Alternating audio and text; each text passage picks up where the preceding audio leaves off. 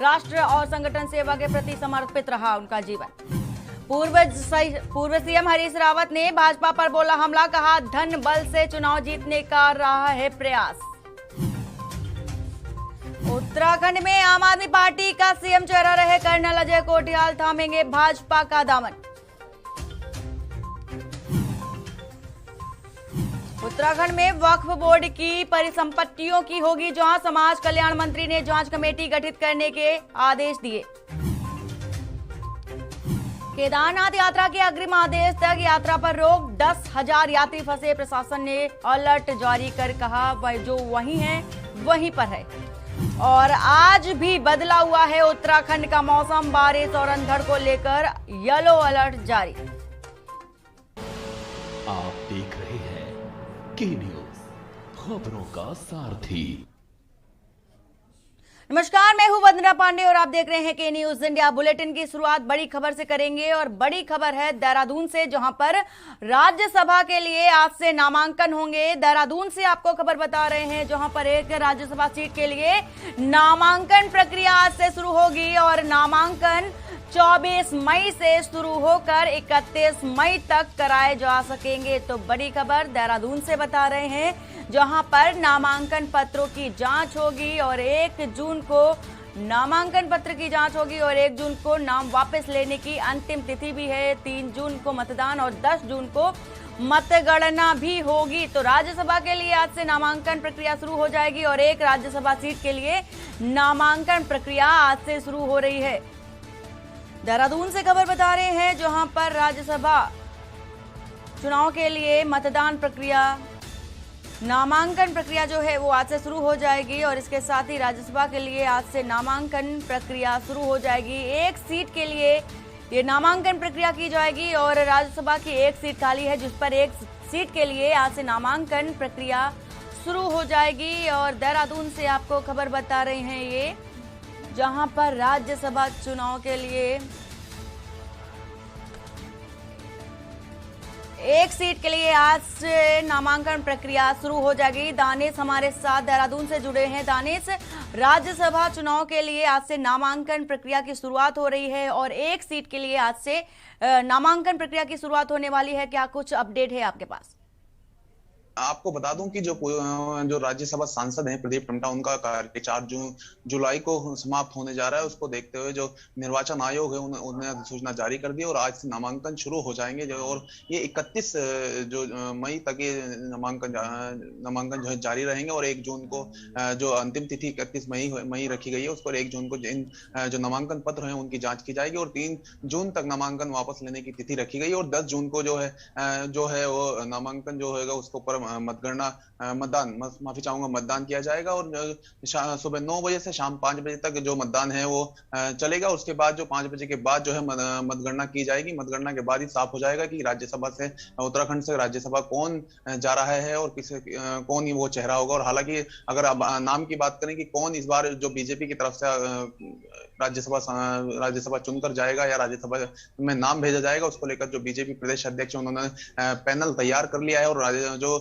जो केंद्रीय नेतृत्व है उनको भेज दिया गया है। 10 नामों का उसमें 10 नामों का जो पैनल है वो तैयार करके केंद्रीय नेतृत्व को भेज दिया गया है और जो उसमें तमाम जो नाम है, जैसे कि पूर्व मुख्यमंत्री त्रिवेंद्र सिंह रावत जो और चंपावत से जो कैलाश गहतोड़ी है उनका नाम उसमें शामिल है। ज्योति गहरोला जो पूर्व दायित्वधारी हैं उनका नाम भी उसमें शामिल है और साथ ही साथ जो राष्ट्रीय मंत्री हैं दीप्ति रावत, उनका नाम भी शामिल है। ऐसे इस तरह से 10 नामों का जो पैनल तैयार किया गया है बीजेपी ने, वो केंद्र नेतृत्व को भेज दिया गया है। साथ ही साथ अगर बात करें कि इस बार राज्यसभा से कि कौन बीजेपी या कांग्रेस किसका जो राज्यसभा में प्रतिनिधित्व करेगा, दोनों में से ही पार्टी में अगर बात करें तो फिलहाल अभी जो राज्य में जो सत्ता में काबिज है वो बीजेपी है। बीजेपी के लगभग 2/3 बहुमत के साथ इस बार जो राज्यसभा में मतलब राज्य में वापसी की है और साथ ही साथ इस बार तय माना जा रहा है कि उत्तराखंड से बीजेपी का ही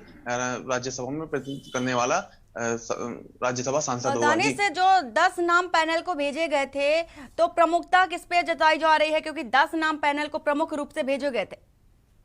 ऐसा अभी अभी जो है मैं आपको बता दूं कि ऐसा कुछ भी साफ नहीं हो पाया है कि किस पे प्रमुखता रहेगी, लेकिन जो सूत्रों के मुताबिक जो पूर्व मुख्यमंत्री त्रिवेंद्र सिंह रावत, हालांकि उन्होंने ये भी कहा है कि मैं जो रेस है ये राज्यसभा सांसद की उसमें मैं बाहर हूं, लेकिन अगर केंद्र नेतृत्व कोई सोच विचार करेगा तो मैं अपना मत रखने का काम करूंगा। साथ ही साथ जो कैलाश घेतोड़ी है, क्योंकि पूर्व में जो विधायक चंपावत रहे हैं, क्योंकि अभी फिलहाल जो मुख्यमंत्री पुष्कर सिंह धामी के लिए उन्होंने सीट खाली की है और अभी फिलहाल जो है वो उनका नाम भी आगे चल रहा है, दीप्ति रावत का नाम भी आगे चल रहा है और ज्योति गैरोला पूर्व दायित्वधारी हैं उनका नाम भी, और एक प्रदेश महामंत्री जो है कुलदीप कुमार उनका नाम भी शामिल है। इन चारों का नाम जो है सबसे ज्यादा चर्चाओं में है। हालांकि जो 10 नामों का पैनल तैयार, जो सूत्रों के मुताबिक ये सामने आ रहा है कि 10 नामों का पैनल तैयार करके भेजा गया है, तो अब देखने वाली बात होगी कि किसको केंद्र नेतृत्व किस नाम पर मोहर लगाती है और किसको राज्यसभा भेजने का काम करती है। जी दानिश, जिस तरह से कैलाश गैतोड़ी जो कि चंपावत से विधायक रहे हैं और उन्होंने अपनी सीट छोड़ी है पुष्कर सिंह धामी के लिए, तो क्या इनका नाम प्रमुख रूप से सामने आ सकता है राज्यसभा के लिए?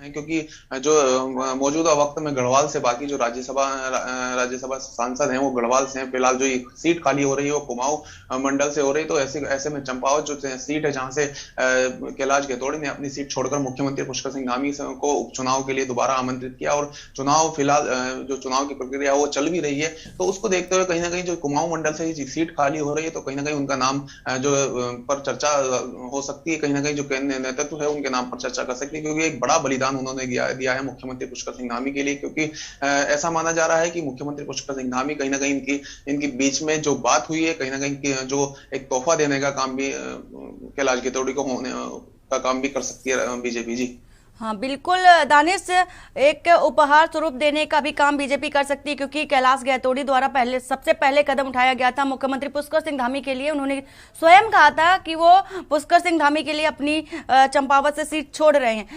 कितने बजे नामांकन प्रक्रिया की शुरुआत होनी है दानिश, इस विषय में जानना चाहेंगे? फिलहाल 10 बजे के बाद जो है वो नामांकन प्रक्रिया शुरू हो जाएगी और लगभग ये 31 मई तक ये जो अंतिम तिथि है वो 31 मई रखी गई है। और इसी तरह से जो 3 जून को ये नाम वापसी की तिथि रखी गई और 10 जून को ये जो मतदान किया जाएगा। सुबह 10 बजे से शाम 4 बजे तक ये मतदान चलेगा और 5 बजे के करीब जो मतगणना हो जाएगी और शाम के बाद 5 बजे के बाद क्लियर हो जाएगा कि कौन उत्तराखंड से राज्यसभा में इस बार चुनकर जा रहा है। जी तो पूरी जानकारी देने के लिए दानिश आपका शुक्रिया। तो यहाँ पर आपको खबर बता रहे हैं देहरादून से, जहाँ पर राज्यसभा के लिए आज से नामांकन प्रक्रिया की शुरुआत होनी है और इसके साथ ही आपको ये भी बता दें कि एक राज्यसभा सीट है और जिसके लिए आज से नामांकन प्रक्रिया की शुरुआत होने वाली है। और देहरादून से आपको खबर बता रहे हैं और इसके साथ ही आपको ये भी बता दें कि राज्यसभा के लिए एक सीट पर चुनाव होना है और इसके लिए कई नाम शामिल किए गए हैं और 10 नामों का पैनल भेजा गया था हाईकमान को बीजेपी की ओर से, और जिसमें से एक को ही राज्यसभा भेजा जा सकता है।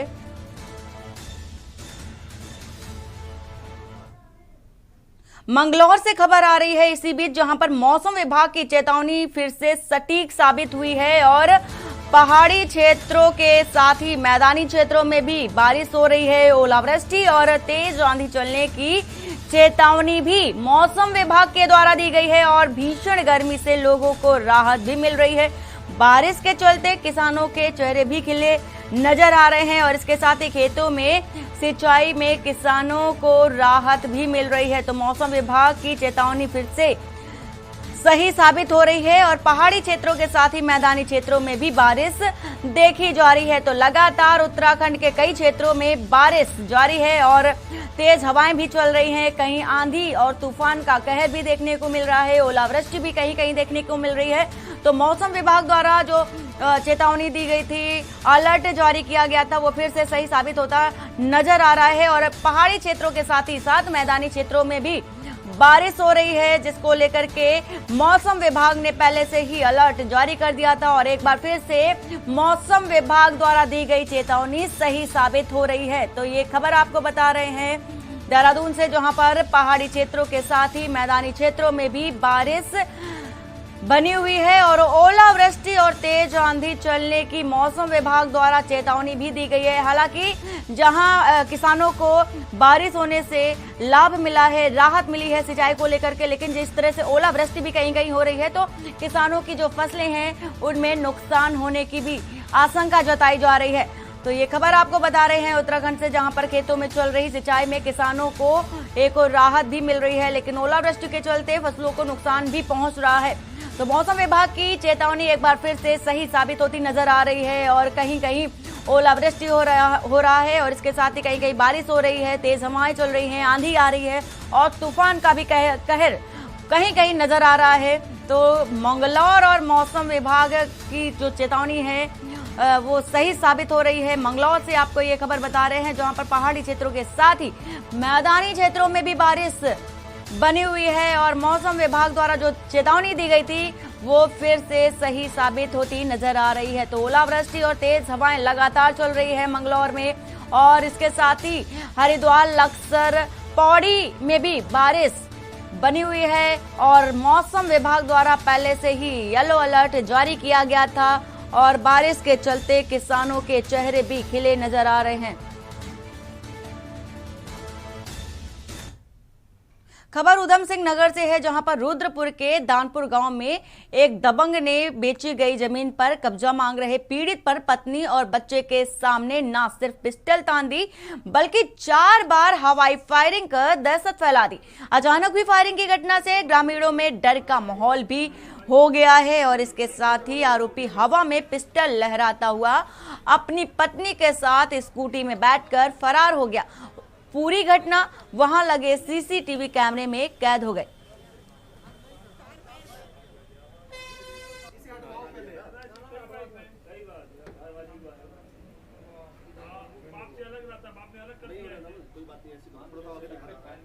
जमीन ऐसे था, जमीन हमारा जो खरीदे थे उसका रजिस्ट्री हो गया, उसका कब्जा के लिए हम आए थे बिचौलिए के पास। बिचौलिए को बताया जो हमारा कब्जा दिला दो, तो उन्होंने बुलाया था, उनका दुकान यही है गोविंद जी का, तो बताए वो लोग आए हैं, आप भी आ जाओ। हम आए जो आप बताए जो आप अपना मकान खाली करवा दीजिए, हम कुछ काम कराएंगे उसमें, कुछ भी करेंगे उसमें। तो उसी हिसाब से उन्होंने बताया जो नहीं हाँ खाली करवा देंगे। मैंने ठीक है खाली करवा दो, पर पैसा, मैंने कहा पैसा जब दूंगा तुम पुराना पेपर दे दोगी तभी दूंगा। तो कहने पुराना पेपर है नहीं। मैंने कहा जब पेपर में निकलवा दो, जब आपके पास खो गया पेपर में निकलवा दो। कह रहा हम नहीं कर पाएंगे। इसी बात का बहस हो गई थोड़ी, तो उसी में मेरा यहाँ पे लगा दिए पिस्तौल। खबर लक्सर से है, जहां पर यूरिया खाद को लेकर के किसानों में आपाधापी मची हुई है और बात यह है कि गन्ना समिति गोदाम और सुल्तानपुर झवरेड़ी सहकारी और समिति पर कई महीने से यूरिया खाद उपलब्ध नहीं थी और जबकि किसानों को गन्ने और चारे की फसलों में डालने के लिए खाद की जरूरत है। लक्सर समिति गोदाम व सभी 11 समितियों पर 10,000 बोरे यूरिया खाद पहुंचा है और तो वहीं किसानों को भारी भीड़ गोदाम में पहुंच रही है और अपनी जरूरत के मुताबिक पहले लेने की होड़ के चलते गोदाम पर मारामारी के हालात भी बन गए हैं।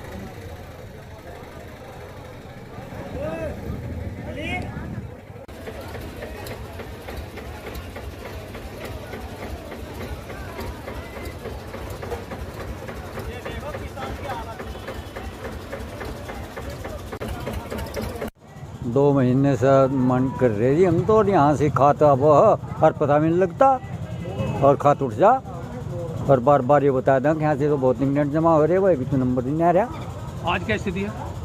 आज तो आपके सामने है, यहाँ से बढ़ने की भी जगह नहीं रही सोसाइटी में। पास कराया था, जब यहाँ खाती नहीं आता तो कहाँ से दे देंगे लोग? कर्मचारियों की कोई गलती नहीं है, किसान परेशान है। ये तो प्रशासन को सोचना चाहिए, ऊपर सोचना चाहिए कि यहाँ खाद की मतलब आपूर्ति कराएं, तभी ये कर्मचारी दे पाएंगे। जनपद उधम सिंह नगर की किच्छा विधानसभा में हो रहे अवैध खनन को लेकर स्थानीय विधायक तिलकराज बेहड़ ने प्रशासनिक अधिकारियों पर बेहद गंभीर आरोप लगाए हैं। विधायक ने आरोप लगाया है कि प्रदेश सरकार और प्रशासन के अधिकारियों के संरक्षण में खुलेआम अवैध खनन का खेल चल रहा है और आरोप किच्छा कार्यालय में आयोजित पत्रकार वार्ता के दौरान लगाए गए हैं। और विधायक तिलकराज बेहड़ ने कहा है कि किच्छा क्षेत्र में हो रहे अवैध खनन के खिलाफ आगामी 26 मई को उनके द्वारा एसडीएम कार्यालय किच्छा में 1 दिवसीय उपवास रखते हुए धरना प्रदर्शन भी किया जाएगा।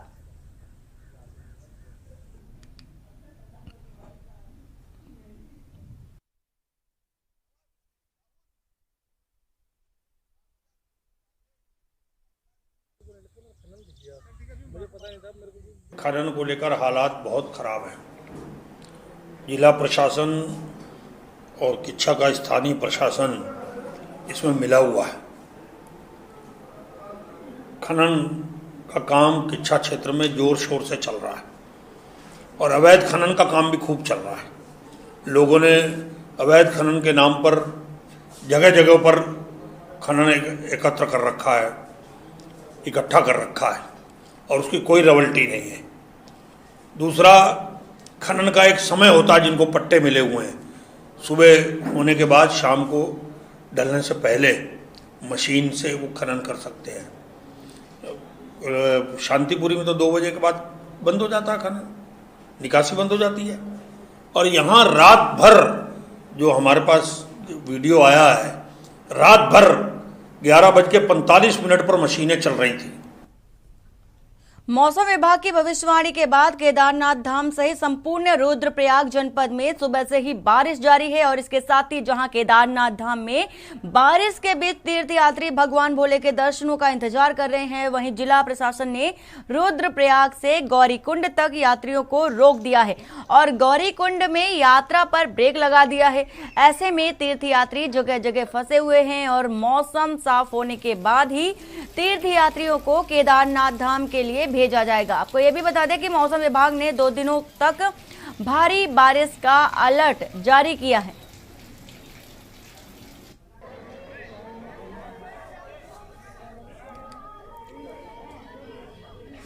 तो जनपद में भारी बारिश का अलर्ट जारी किया गया है और इसके साथ ही जो केदारनाथ धाम में यात्रा करने पहुंचे हैं यात्री, उनको भारी समस्या का सामना भी करना पड़ रहा है और इसके चलते विजिबिलिटी न होने के चलते मौसम विभाग ने अलर्ट जारी किया है और प्रशासनिक तौर पर जो तीर्थ यात्री यात्रा करने पहुंचे हैं उनमें रोक लगा दी है और इसके साथ ही उन्हें रोका भी गया है। और इसके साथ ही बाबा के दर्शनों के लिए लंबी लंबी कतारें भी केदारनाथ धाम में 4 धाम यात्रा के दौरान देखी जा रही हैं और इसके साथ ही हेली सेवाओं में भी रोक लगा दी गई है और कई सारे प्रतिबंध लगाए गए हैं क्योंकि मौसम साफ नहीं है और भारी बारिश लगातार जारी है उत्तराखंड में। तो बाबा के दर्शनों के लिए लंबी लाइन भी लगी है केदारनाथ धाम में, जिसके चलते रोक लगा दी गई है। तीर्थ यात्रियों को रोक दिया गया है और जब मौसम साफ हो जाएगा तो तीर्थ यात्रा को फिर से सुचारू रूप से चलाया जाएगा। और इसके साथ ही जनपद में लगातार बारिश जारी है कई क्षेत्रों में उत्तराखंड के, चाहे वो हरिद्वार हो, लक्सर हो, पौड़ी हो, मंगलौर हो और देहरादून हो, कई क्षेत्रों में लगातार भारी बारिश जारी है। कहीं विजिबिलिटी न होने से हेली सेवाएं भी अब बंद कर दी गई हैं। 8 से 10 हजार तीर्थ यात्रियों को प्रशासन ने सुरक्षित स्थानों पर रोक रखा है। तो जनपद में लगातार बारिश जारी है। खबर देहरादून से है, जहां उत्तराखंड की राजधानी के IRDT सभागार में शिक्षकों का सम्मान और अलंकरण समारोह का आयोजन किया गया और इस मौके पर पॉलिटेक्निक के छात्रों ने अपने विभिन्न तकनीकी मॉडलों और सबका ध्यान आकर्षित कर रहे हैं। और कार्यक्रम में तकनीकी शिक्षा मंत्री सुबोध उनियाल ने पॉलिटेक्निक के छात्र छात्राओं और शिक्षकों को सम्मानित भी किया है।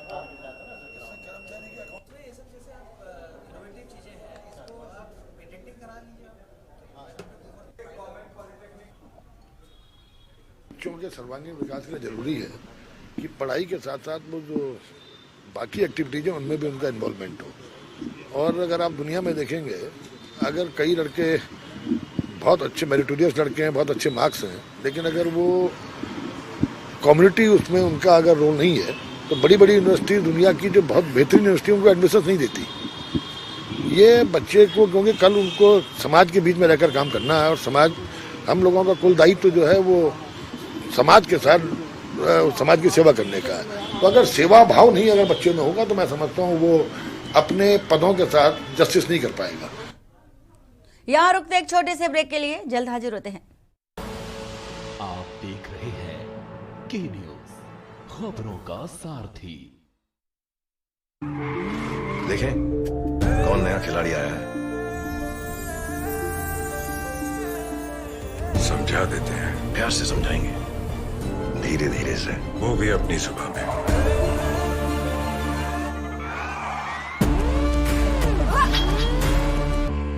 ये तो अपनी जुबान है, जुबान एक हो तो दिल भी एक होने चाहिए।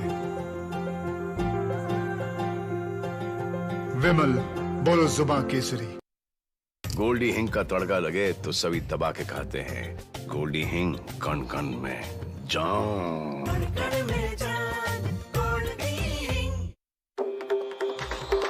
मिलेगा हर समस्या का समाधान। विवाह में बाधा, जीवन में वास्तु शास्त्र का प्रभाव, शिक्षा में ग्रह नक्षत्रों का प्रभाव, कारोबार में आने वाली हर बाधा का, जिंदगी में ग्रह नक्षत्रों का प्रभाव, नौकरी में बाधा। देखिए हर समस्या का समाधान लाइव विद आचार्य लंकेश। इस कार्यक्रम के प्रायोजक करता है रामा हॉस्पिटल, किफायती एवं बेहतर स्वास्थ्य सेवाएं।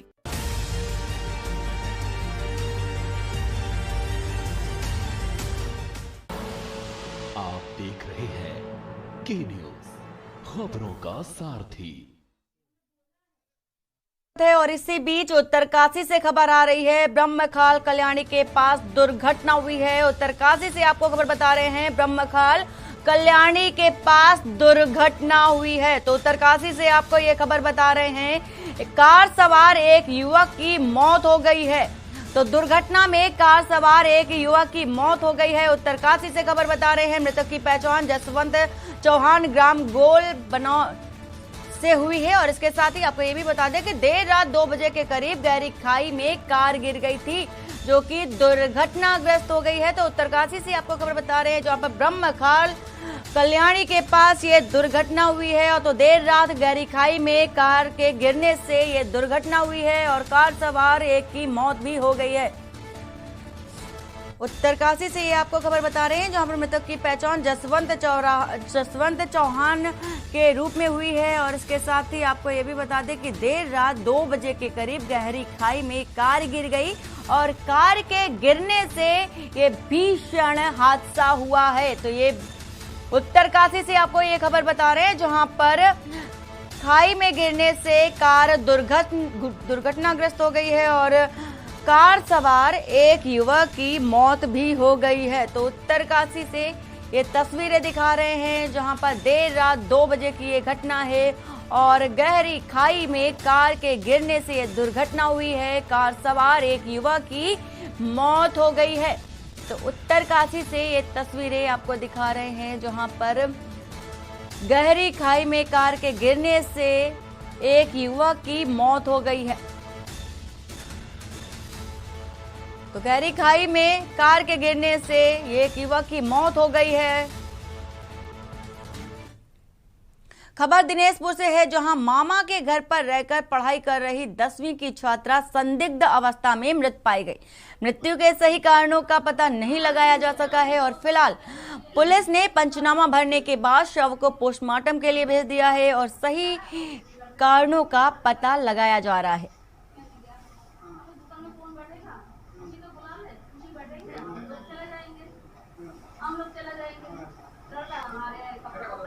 तो संदिग्ध परिस्थितियों में 10वीं की छात्रा का शव बरामद हुआ है। दिनेशपुर से आपको खबर बता रहे हैं, सूचना पर पुलिस भी पहुंची है। अब पुलिस ने शव को कब्जे में लेकर पोस्टमार्टम के लिए भी भेजा है।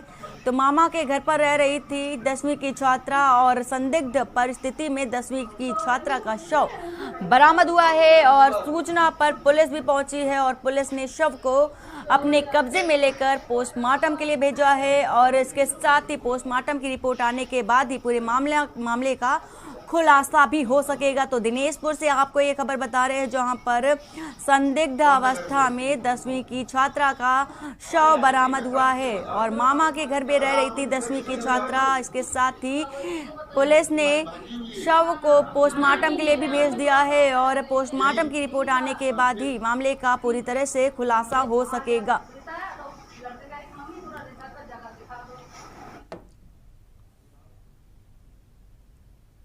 और बुलेटिन में फिलहाल इतना ही। बाकी की खबरों के लिए बने रहिए आप के न्यूज़ इंडिया के साथ। नमस्कार।